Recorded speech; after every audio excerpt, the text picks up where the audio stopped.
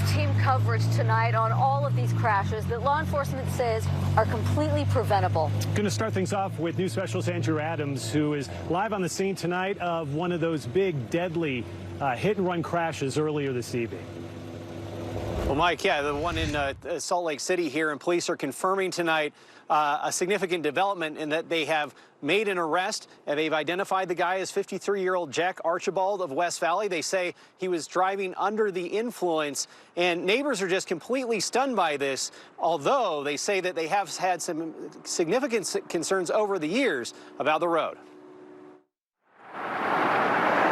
Even hours later, the signs of a devastating crash lingered. There's no brake marks. It wasn't under control. I heard it hit, and it shook my house. Neighbors say they came outside to find an ugly scene. I can't imagine the poor person who was plowed down by it. I mean, it's horrifying. Police say a woman was killed and her child was critically injured when a car heading east crossed into the opposite lane and then went off-road.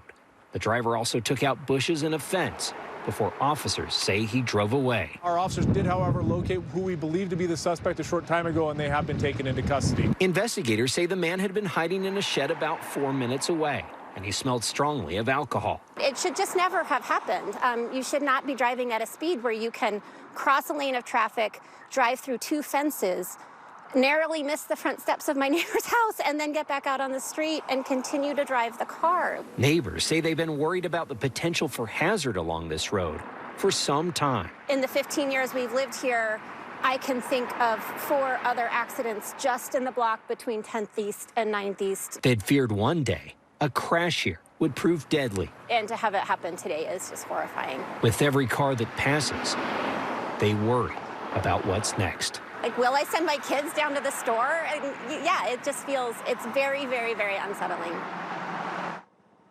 Neighbors aren't sure exactly what the solution is. They've suggested putting in perhaps a roundabout on 1700 South to discourage traffic away from that neighborhood. Meanwhile, here outside the Salt Lake County Jail, the driver is booked on suspicion of automobile homicide as well as DUI and leaving the scene of a crash. Again, our latest update on the child is that the child is in critical condition. The family has asked for privacy.